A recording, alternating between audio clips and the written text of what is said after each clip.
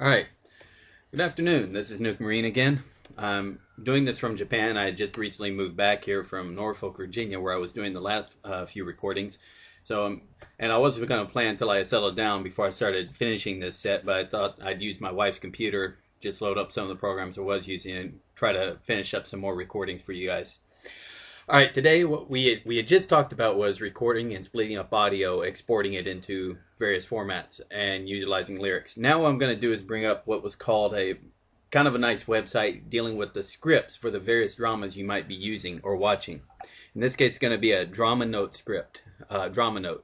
There's the address up there, dramanote.csa.net. Alright, and go here, it's all in Japanese, but don't let that stop you. If you go down, you should be able to have an idea of what the show's title is in Japanese, so you might, and roughly when it was broadcast, and by that you can probably locate the show here. In this case, we're going to deal with is a show called Around 40, which I was dealing with audio before. Click on it, you're going to bring up a screen like this, which is going to have a listing of it should be all the shows, scripts for all the shows in that series. So roughly around 10 or 11, 12, depending on how many there were.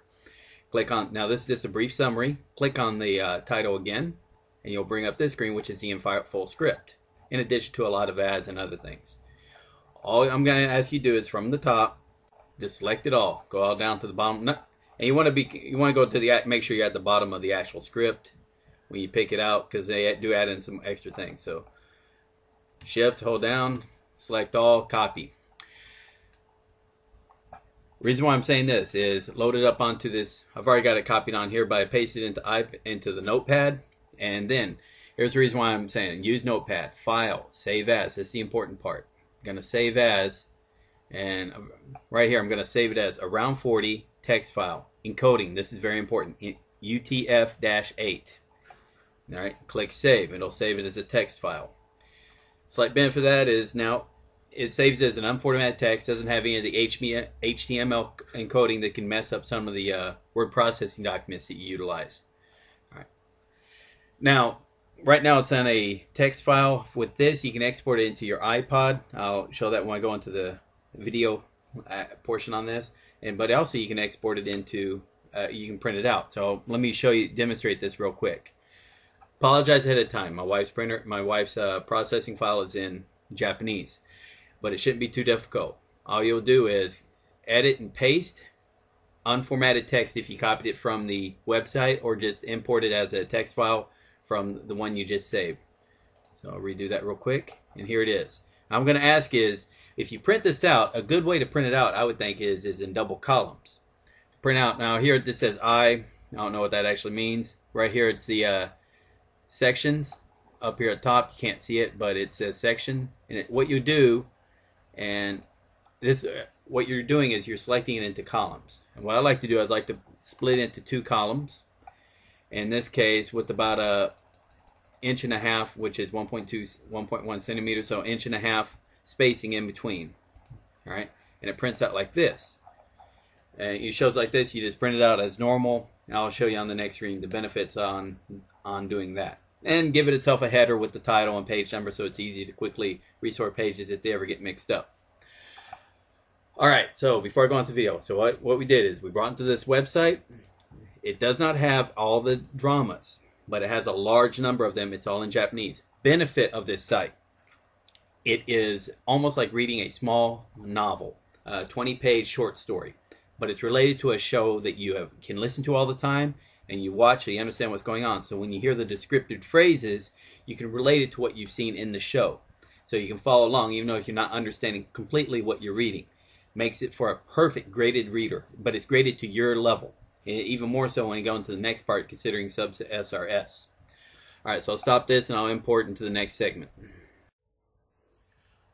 Alright, the reason why I was going through all this process was when it comes to reading, first thing you can do is print it out. That's not too bad. Here's what I was demonstrating. Here's Around 40 script, printed out, has the title up at the top, double columns. Reason being for this, when it's in double columns, about the time it takes to read one column is roughly 3 to 5 minutes.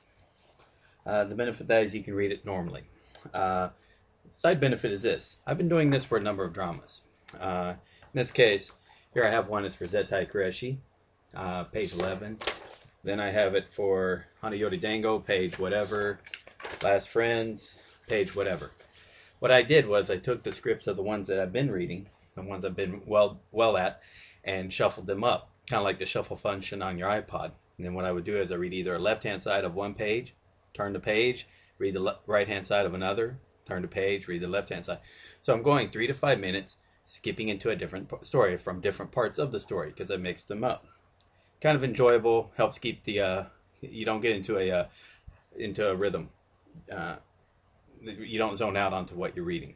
The other benefit of when I said put in text file UTF-8 is that if you can import this into the iBunko iPhone app or iTouch app, sort of like here.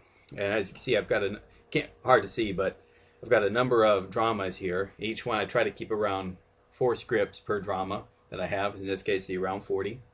Bring that up. And again, iBunko is pretty good because when the text is there, it's in a yellow background, black text, but it's horizontal text, so it's pretty useful to read. I'm sorry, vertical text, so kind of useful when you're reading Japanese.